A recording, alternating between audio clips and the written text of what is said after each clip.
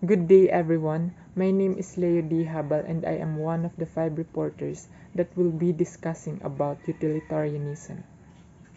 According to John Stuart Mill, the utilitarian doctrine is that happiness is desirable, and the only thing desirable as an end, all other things being only desirable as means to that end. The basic idea of utilitarianism, the greatest happiness principle. Actions are right in proportion as they tend to promote happiness, wrong as they tend to produce the reverse of happiness according to John Stuart Mill. So dito po, masasabi po natin na tamang ating action kapag sa huli hindi po tayo nagsisi and nasatisfied po tayo dun sa action na tinake natin. Kabaliktaran din po kapag nagsisi po tayo sa huli, malalaman po natin na mali po ang action na tinake po natin. Happiness, pleasure, and the absence of pain. Unhappiness is pain and the absence of pleasure. Happiness is the only thing that has intrinsic value. Pleasure and freedom from pain are the only things desirable as ends. All desirable things are desirable either for the pleasure inherent in themselves or as means as the proportion of pleasure and the prevention of pain. Background on utilitarianism. English philosopher John Stuart Mill and Jeremy Bentham were the leading proponents of what is now called classic utilitarianism. The utilitarians were social reformers. They supported suffrage for women and those without property and the abolition of slavery. Utilitarians argued that criminals ought to be reformed and not merely punished, although Mill did not support capital punishment as a deterrent. Bentham spoke out against cruelty to animals. Mill was a strong supporter of meritocracy. Proponents emphasized that utilitarianism was an egalitarian doctrine. Everyone's happiness counts equally. So, both of them want to change the standards of the society in a way of believing in the principle that all people are equal and deserve equal rights and opportunities. Utilitarianism is not a single viewpoint, but a family of related ethical theories. What these theories have in common are 4 defining elements. Number 1 is consequentialism. Number 2, welfarism. 3, impartiality. And 4, additive aggregationism. An accurate and comprehensive definition of utilitarianism will include the 4 elements. We can thus define utilitarianism as follows. Utilitarianism is the family of ethical theories on which the rightness of action, rules, policies depends on and only on the sum total of well-being they produce. All ethical theories belonging to the utilitarian family share 4 defining elements. Number 1, consequentialism. 2, welfarism. 3, impartiality. And 4, additive aggregationism. Consequentialism is the view that the moral rightness of action or rules policies depends on and only on the value of their consequences. A very good example of this is that, for example, I am the driver of the train and I have passenger at my back. Unexpectedly, meron pong tao sa riles and ako po, magde-decide pa ako kung sino pong ililigtas ko, yung isa pong tao sa riles o yung passenger ko po. And pipiliin ko po yung passenger ko po sa likodan. And the consequentialist would say that killing one person is justified because it would only result only one person dying rather than 10 people dying. The second one is welfarism. Welfarism is the view that only the welfare, also called well-being, of individuals determine how good a particular state of the world is. For example, money can buy many useful things, and thus good for a person instrumentally, but it is not a component of their well-being. The third one is the impartiality. Impartiality is the view that the identity of individuals is irrelevant to the value of an outcome. So dito po, the utilitarians value all people's well-being equally, and regardless of their nationality, gender, when they live. The last one is the additive aggregationism. Additive aggregationism is the view that the value of the world is given by the sum of the values of its parts, where these parts are some kind of local phenomena such as experience, lives, and societies. Example for additive aggregationism is utilitarianism claims that improving 5 lives by some amount is better than improving 1 life by the same amount, and that it is 5 times better. So that's the end of my discussion. I hope you learned something. And for the next slide, Donna Bajaro will present to you the classic utilitarianism. Good day everyone, I am Donna Bajaro and I will be the one to report about the classical utilitarianism and the 4 elements of utilitarianism. The early utilitarians Jeremy Bentham, John Stuart Mill, and Henry Sidgwick were classical utilitarians. Classical utilitarianism is distinct from other utilitarian theories in that it accepts 2 additional elements. As mentioned lately by Leo, there are 4 elements of utilitarianism: the consequentialism, welfarism, impartiality, and additive aggregationism. However, in classical utilitarianism, it accepts not only the 4, but also another 2 elements, which are the hedonism and the total view of population ethics. Now, let's focus first on the additional 2 elements. The first one is hedonism. Hedonism, or it is called as the theory of well-being. Hedonism is the view that well-being consists of positive and negative conscious experiences. For readability, we will call positive conscious experiences as happiness and negative conscious experiences as suffering. Then, the second element that the classical utilitarianism accepts is the total view of population ethics. The total view of population ethics regards one outcome as better than another if and only if it contains greater total well-being, even if that is in virtue of simply having one more people. And now let's proceed to the definition of classical utilitarianism. Classical utilitarianism is the ethical theory on which the rightness of actions, or rules, policies, etc., depends on and only on the sum total of happiness over suffering they produce. So, deontology ethics defines an action to be right or wrong based from the duty and the morality of the person. On the other hand, classical utilitarianism defines action as right or wrong based on the amount of happiness that it will cause.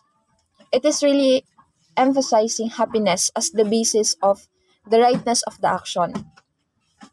So basically, if the action leads to happiness, then it's right. Then if the action does not, or it leads to unhappiness, suffering, or pain, then that action is wrong. Utilitarianism is a demanding ethical theory that may require us to substantially change how we act. Utilitarianism says that we should make helping others a very significant part of our lives. In helping others, we should try to use our resources to do the most good, impartially consider that we can. Utilitarianism really changes how we act because we are being conscious on whether our action will provide us happiness or not. This ethical theory encourages us to always help others as long as we can. For example, if you are capable to give money to a beggar since you have some coins on your purse, then help them. As long as you can, try to help other people. Because a simple help can always mean a lot to the receiving person. Such simple action can give happiness not only to the person who receives the help, but also to you. According to utilitarianism, we should extend our moral concern to all sentient beings, meaning every individual capable of experiencing positive or negative conscious states. So the word sentient means being able to perceive or feel things. So when we say sentient beings, we are referring to humans and animals. On this basis, a priority for utilitarian may be to help society to continue to widen its moral circle of concern. For instance, we may want to persuade people they should help not only just those in their own country, but also people in the other side of the world, not just those of their own species, but all sentient creatures, and not just people currently alive, but any people whose lives they can affect. So, helping others must not be limited to only one group of people or only to those people in your community, but it must be extended to everyone around the world, and even to animals and to the deceased. Despite having a radical different approach to ethics than common sense morality, utilitarianism generally endorses common sense prohibitions. For practical purposes, the best course of action for a utilitarian is to try to do as much good as possible whilst still acting in accordance with common sense moral virtues like integrity, trustworthiness, law abidingness, and fairness.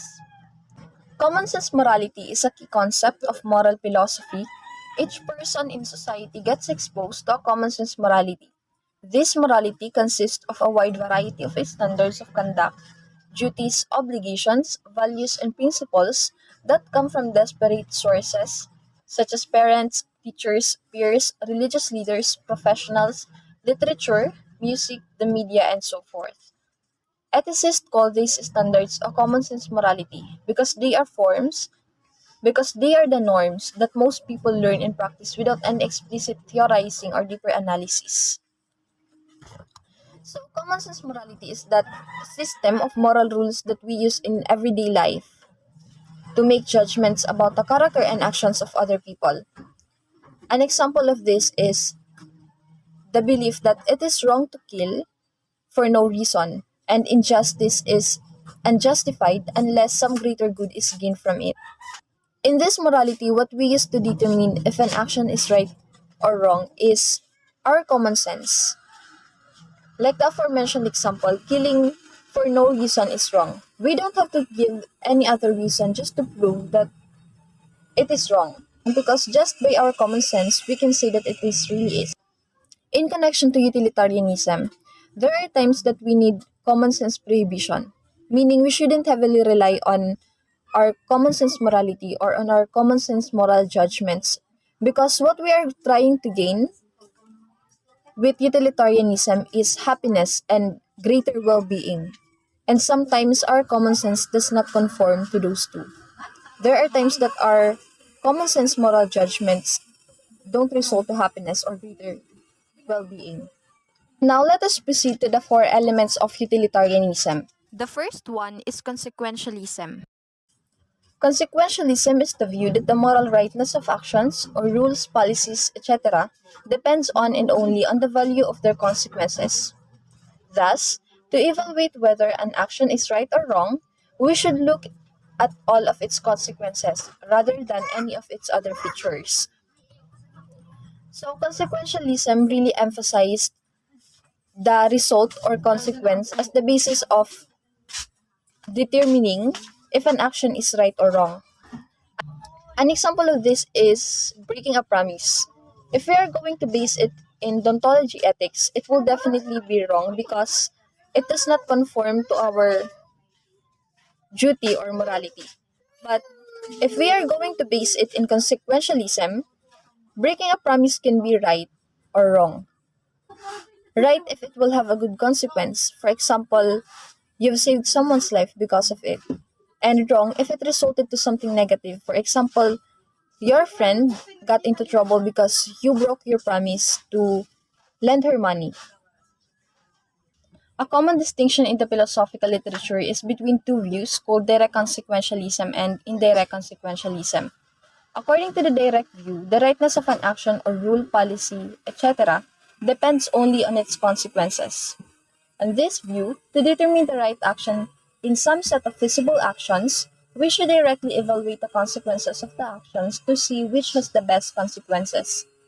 The best known direct view is act utilitarianism or act consequentialism, which assesses the moral rightness of and only of actions.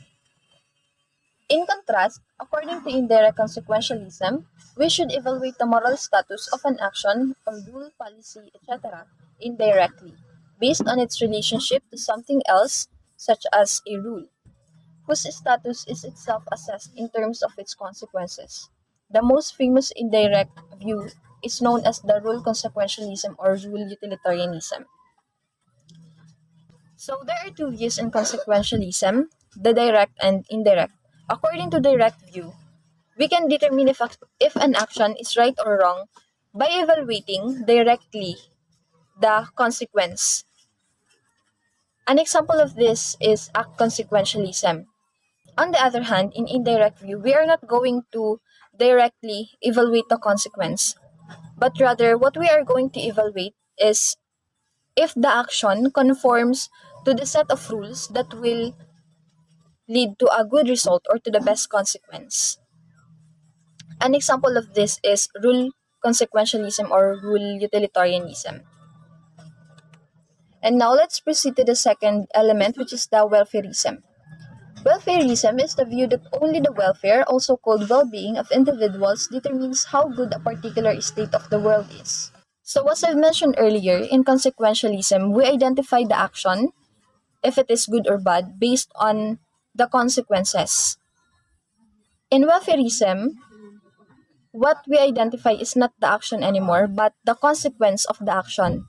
We identify if the consequences are good or bad based on how it will affect our well-being.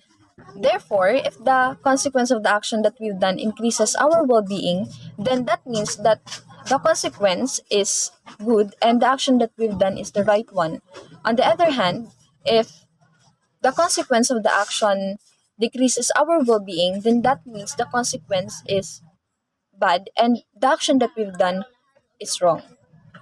Philosophers use the term well-being to describe everything that is good for a person in itself, as opposed to things only instrumentally good for a person.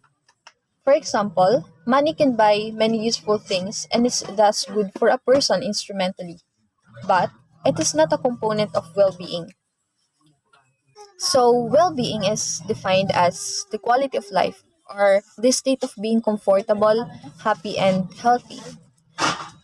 So, what we can consider as part of our well-being or as a component of our well-being are those that are good for ourselves. For example, peace of mind. However, not everything that are good for us can be considered as a component of well-being because there are things that are good to us only instrumentally or only as a mean to attain something. For example, is money. We use money to buy something that we want, to attain something. And it's good for us only in that way. So it wouldn't be considered as a component of our well-being. And now let us proceed to the third element of utilitarianism, which is impartiality.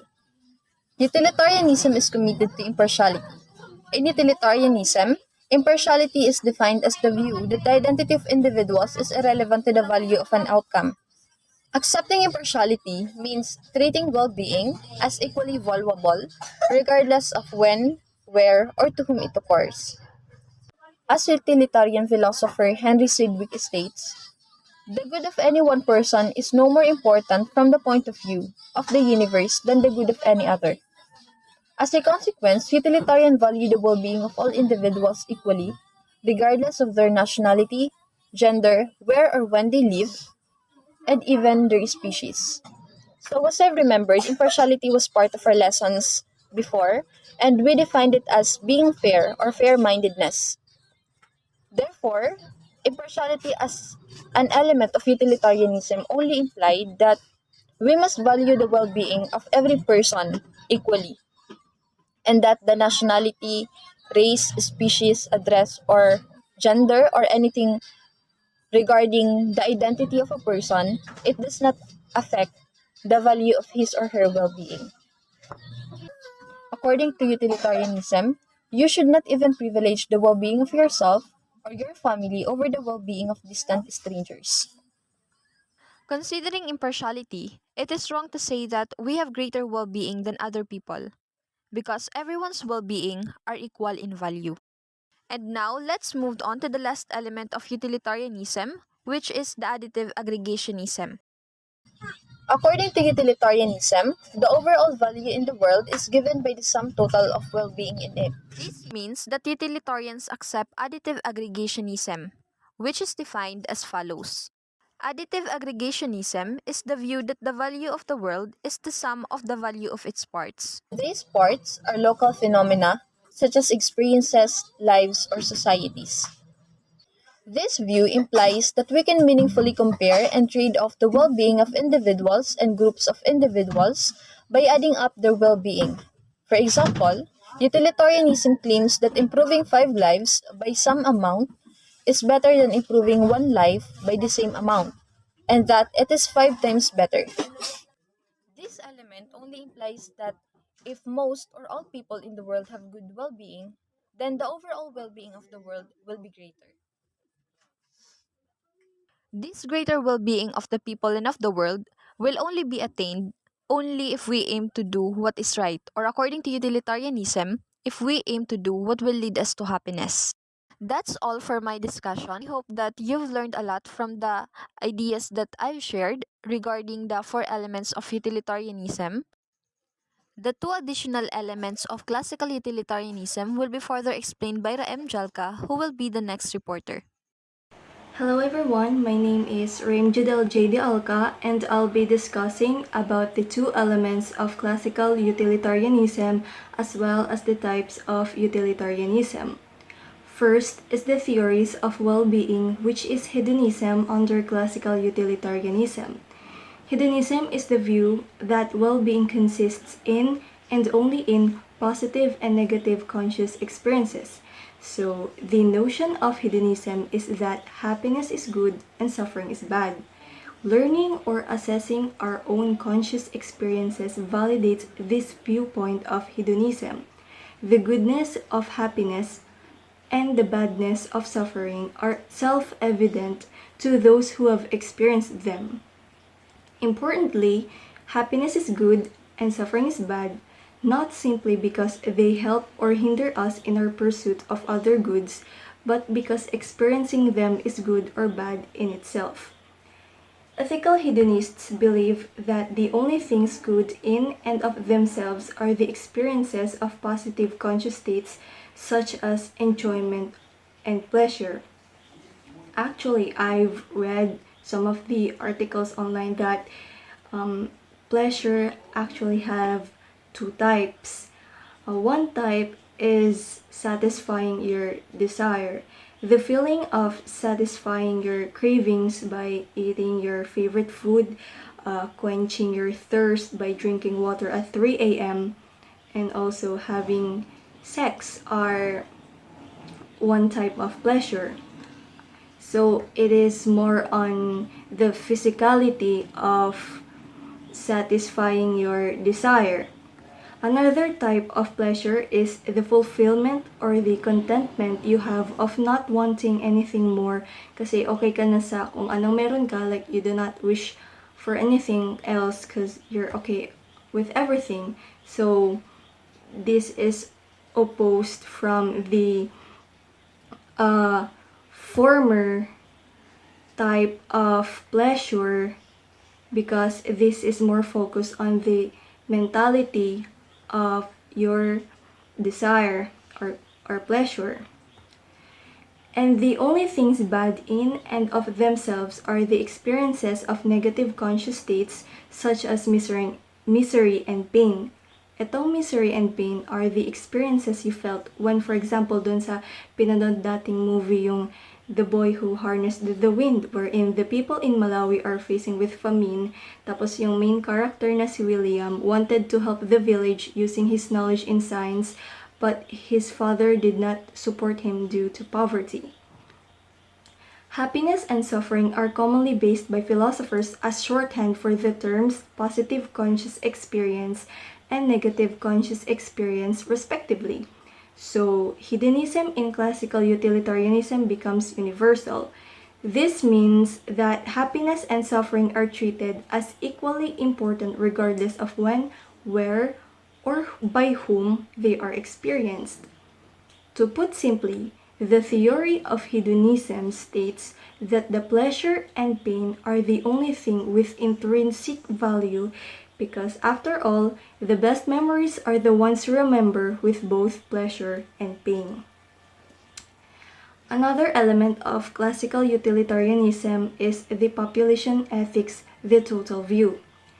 Utilitarians agree that if the number of people that were ever to exist is held constant, we should promote the sum total of well-being in that fixed population. But in reality, the population is not fixed. We have the option of bringing more people into existence, such as by having children. If these additional people would have good lives, is that a way of making the world better? This question falls in the domain of population ethics, which deals with the moral problems that arise when our actions affect who and how many people are born and at what quality of life.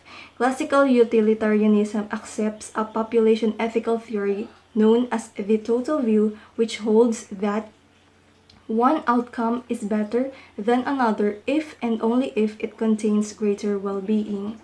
So what I perceive to this slide is that in a secluded area, there is only a fixed number of populations. Now, the utilitarians believe that this unchanging population should promote the sum total of well-being. Etong well-being is the happiness you felt by fulfilling your life in living comfortably. Pero sa katotohanan, we human beings are capable of reproducing more children into existence, di ba? So, kung dadagdag tayo, will these children also live in good lifestyle for the betterment of the world? Kasi if they will, then we must act according to what is right because it affects to people who are born and what quality of life will provide for them. So that is another element of classical utilitarianism, which is the population ethics, the total view. The total view implies that we can improve the world in two ways. Either we can improve the quality of life of existing people, or we can increase the number of people living positive lives. The total view makes no distinction between whether the additional well-being will come to people who already exist or to entirely new people. For example, the total view regards having a child that lives a happy and fulfilled life as something that makes the world better, all else equal since it adds to the total well-being. Whether or not we should have the child, however, depends also on whether this improves the total well-being more than improving the lives of existing people would, and on issues regarding resource constraints and overpopulation. In practice, there are often trade-offs between making existing people happier and creating additional happy people. On a planet with limited resources, adding more people to an already large population may at some point diminish the quality of life of everyone else severely enough that total well-being decreases. The most important practical implication of this view is to place a high priority on safeguarding civilization's long-term viability kasi malawak yung overall well-being enjoyed by all future individuals. And one of the most important moral challenges confronting humanity is the reduction of existential dangers which threaten to ruin this immense future worth. So let us now proceed to the two types of utilitarianism, which is the act and rule utilitarianism. Act utilitarianism says that no matter the situation, the action that is morally right is the one that provides mankind with the most amount of pleasure.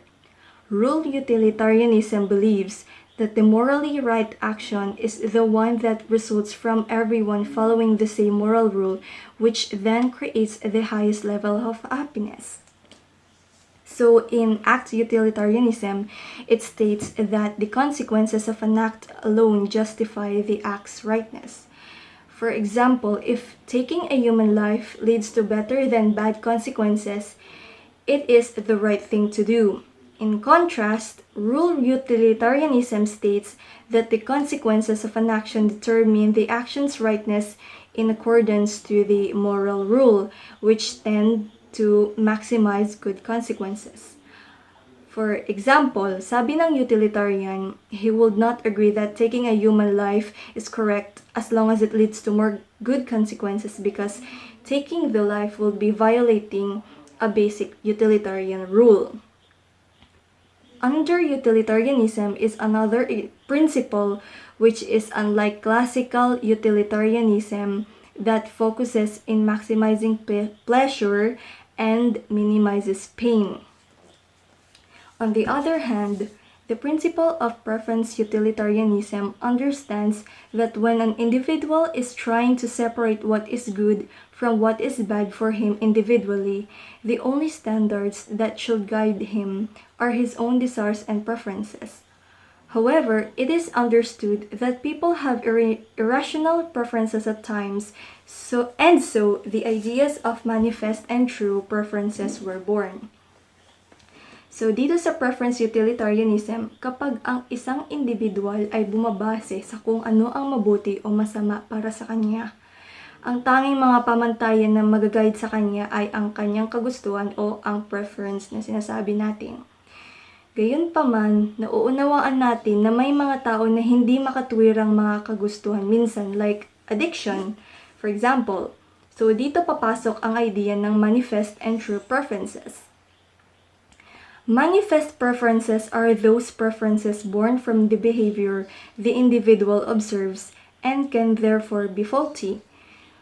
True preferences are preferences the individual would have if he was privy to all of the necessary information and was in the perfect frame of mind to make such a decision. So, example of this is when you are in a circle of friends who are alcoholic and mga smokers. You've observed that they seemed happy and wild pag ginagawa nila yun. And given that you were close with your friends, there's a possibility that you will be under influence of alcohol and smoking too for gratification, even though it's wrong. So that is under manifest preferences. Sa true preferences naman, you have a tendency to drink and smoke, but still you are in the right mind to think that doing that will lead you to short-term gratification, which will result you to long-term pain. So in preference utilitarianism, actions are judged on how they affect the interests or preferences of anybody rather than on their pain and pleasure consequence. For you to easily understand, here are the simpler terms of act, rule, and preference utilitarianism. Act utilitarianism is an act in such a way as to maximize pleasure and minimize pain. Actor or agent defines pleasure and pain, so it focuses on maximizing pleasure and minimizing pain. So rule utilitarianism naman is an act following rules that maximizes happiness and minimizes unhappiness. Actor or agent defines satisfaction or happiness. Sa preference utilitarianism naman is to act to maximize satisfaction or minimize dissatisfaction of all. Agent does not define satisfaction, everyone's preferences do. So, these are my discussion, and the next presenter will now discuss about the specific objections about utilitarianism by Laurence. Thank you. And good day, everyone.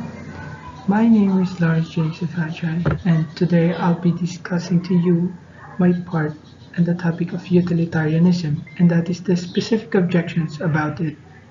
Now, there are three specific objections to the utilitarianism, and that is First, the rights objection. The rights objection charges utilitarianism with being overly permissive. To maximize the sum total of welfare, utilitarianism requires one sometimes to violate others' rights or other seeming moral constraints, such as the prohibition against lying or killing. Then second, we discussed the objection that utilitarianism is overly demanding because it requires people to undergo excessive self-sacrifice in order to help others. And third, we discussed the objection that utilitarianism is not sufficiently concerned with the distributive justice and value of equality. Now to further discuss about these three specific objections, we'll go to the next slide. Now, in the rights objection, sinasabi dito na according to common sense morality and many non-utilitarian theories, na meron tayong tinatawag na moral constraints na ito yung bagay na ito yung something na pumipigil sa atin na gumawa ng mali. And that moral constraints are expressed as in moral rules like do not lie and do not kill. Now, these rules are intuitively very plausible. Ibig sabihin, alam mong mali kahit hindi mo pa naman ginagawa kasi nga tinuro na sa'yo, di ba? Tinuro na sa atin nung maliit pa tayo, like masama ang magnakaw, masama ang magsinungaling, ganyan, di ba? Now, this presents a problem for utilitarianism. The reason for this is that utilitarianism not only specifies which outcomes are best, those having the highest overall level of well-being, but also says that it would be wrong to fail to realize these outcomes. Now, sometimes realizing the best outcomes requires violating moral constraints against harming others, and that is called violating their rights. Now, there is no reason to expect common sense morals to always coincide with the best ways to act according to utilitarianism. Indeed, we sometimes observe them conflicting, and an example for that is the conflict in the transplant thought experiment. Ngayon, ito yung example. Sabi dito, imagine a scenario na meron 5 patients and each of them will die soon unless they receive an appropriate transplanted organ, that is a heart, 2 kidneys, a liver, and the lungs. Ngayon, pumasok yung isang tao, si Chuck. Kasi pumunta siya dun sa hospital for a routine checkup. Then the doctor finds that Chuck is a perfect match as a donor for all the 5 patients that needs a transplant. Now, the question is, should the doctor kill and use Chuck's organs to save the 5 others?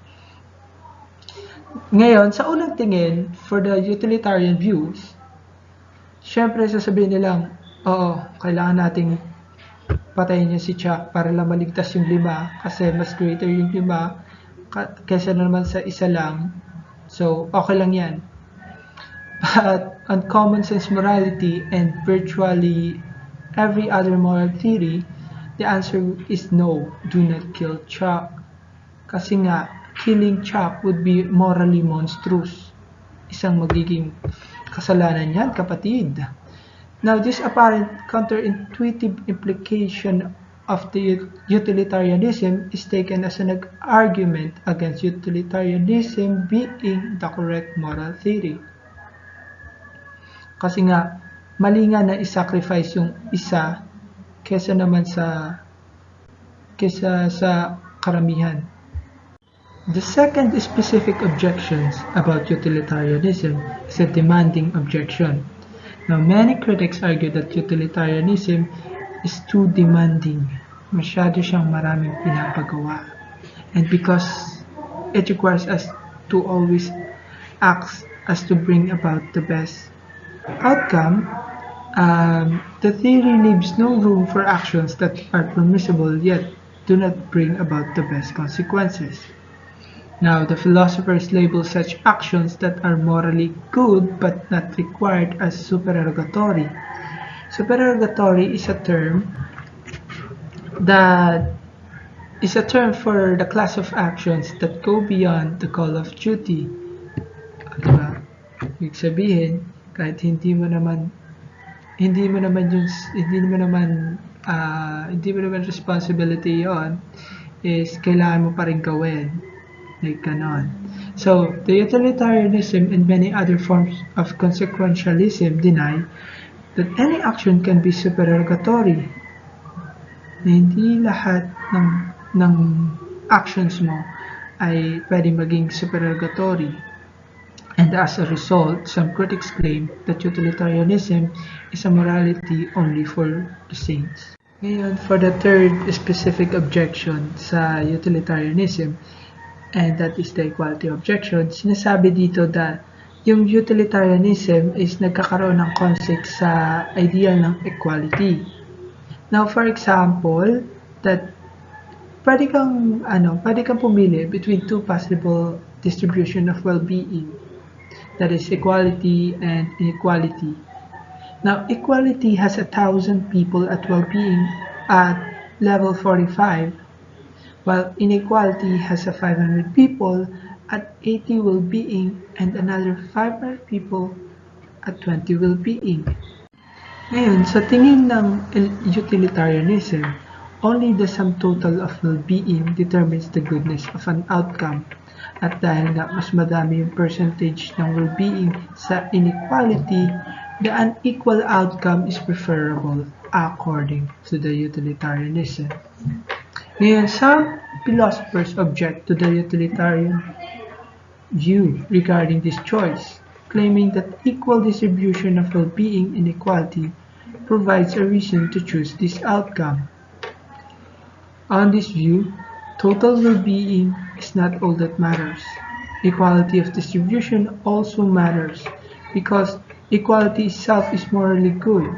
Now, this claim is an important moral consideration that the utilitarian overlooks.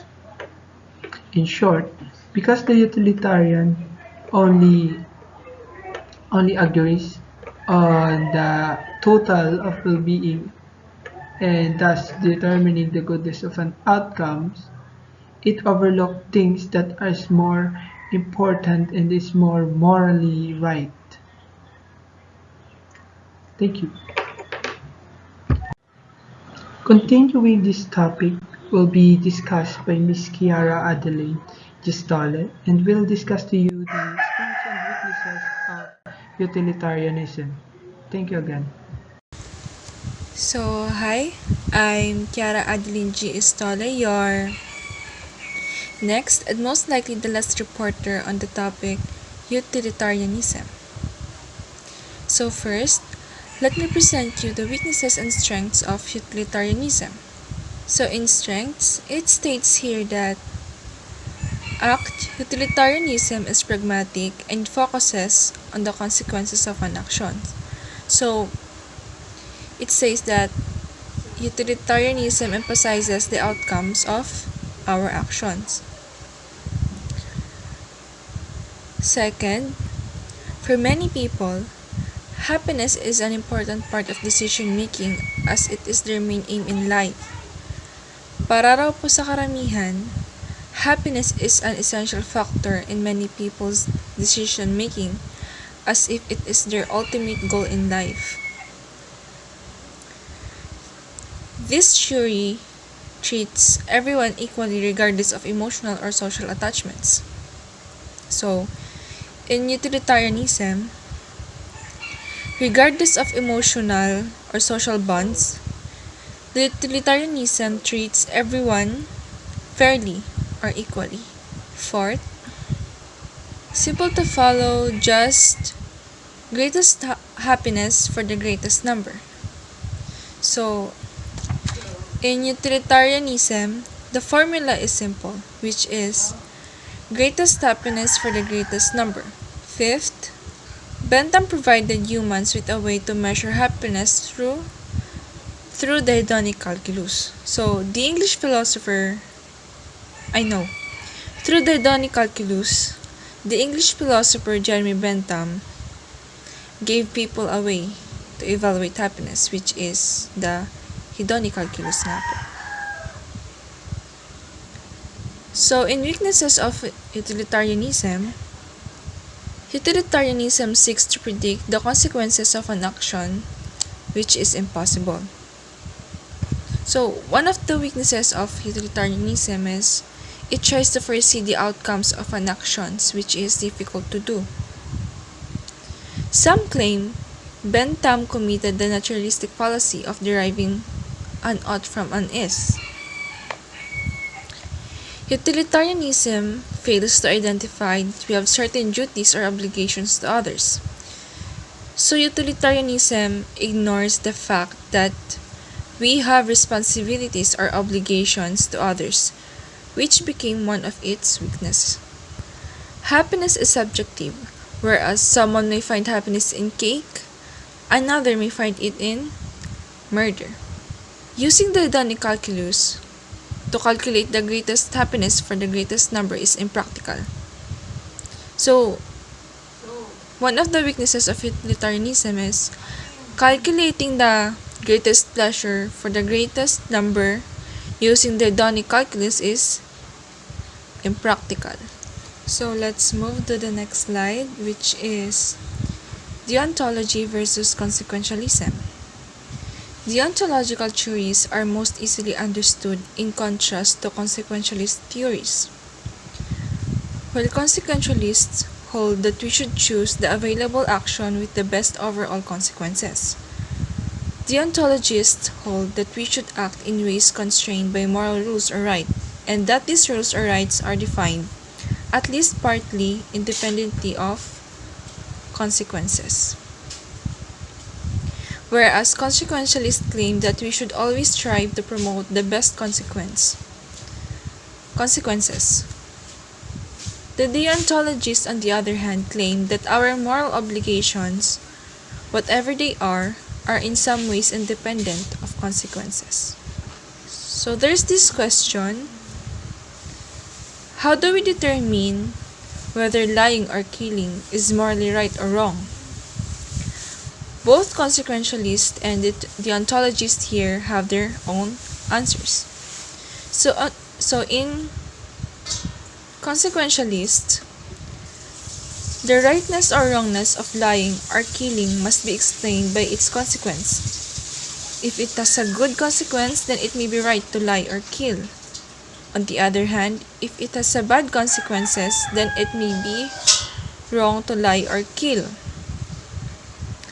So, it says that might be okay to lie or to kill if the outcomes are positive. But on the other hand, lying or killing could be wrong if it has a negative consequence. So, nakadepende po siya sa possible consequences. On the other hand, the deontologist's answer is, the rightness or wrongness of lying or killing cannot be explained simply by its consequences. The actions of lying or killing are often wrong in themselves, independently of whether they have good consequences. So it simply says that whether if the actions of lying or killing have a good consequences, they are still often wrong. So in deontology, duties of special relationships, not only are we permitted to do more for those close to us, but we are often required to put their interest first. And it would be wrong to neglect our own children, even if we could thereby do more for many other children. In consequentialism, agent-neutral theory, each of us have reason to promote everyone's good. So on the next slide, this is Kantianism versus utilitarianism. So Kantianism is a moral philosophy introduced by Immanuel Kant that emphasizes that morality of an action or decision is not determined by its consequences but by the motivation of the doer.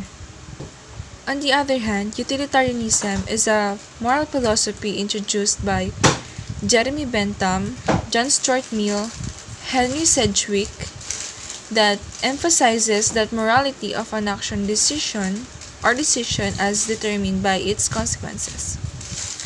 So Kantianism is postulated by Immanuel Kant, and the utilitarianism is postulated by Jeremy Bentham, John Stuart Mill, and Henry Sedgwick. So the Kantianism have the deontological theory, and the utilitarianism have the theological theory. In Kantianism, action should be motivated by goodwill and duty, and the morality of an action is not measured by its consequences.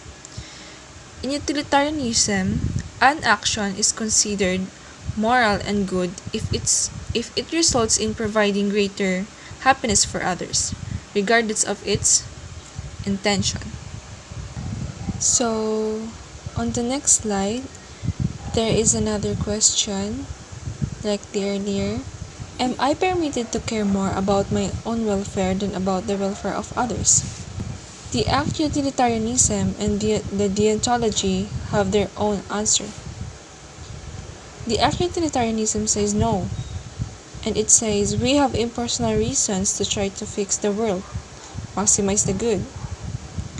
While the deontology says yes, and say, I have personal reasons to care more about myself and my family than about the others, more specifically the strangers. So in supererogation, ang supererogation po pala is the act of performing more than is required by duty, obligation, or need.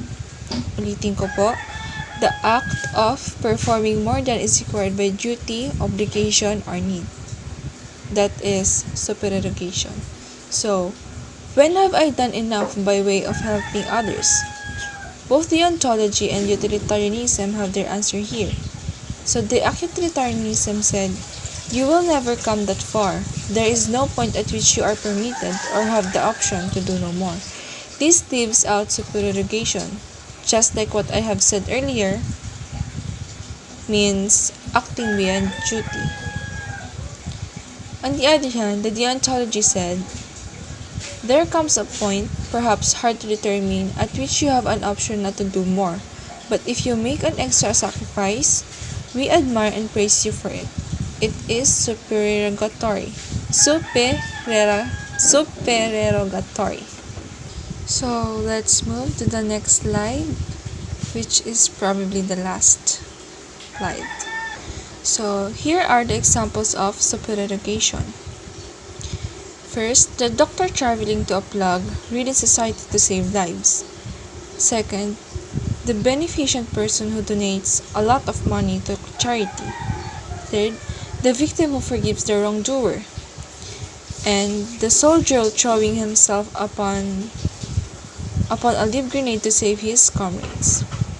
So supererogation, often difficult to say whether or not an action goes beyond duty because the boundaries are ill-defined. For example, number 1. What is nurse rule obligations to desperate, terminally ill patients who cling to the nurse for comfort in their few remaining days? For example, number 2. What about treatment of HIV-infected patients? Is treatment of such patients optional or required? For the example number 3, firefighters entering the Twin Towers on 9/11 required. Is it required or supererogatory? That's all po. This is the end of my discussion. I hope po may gets mo kamo sa mga sinabi ko. So thank you.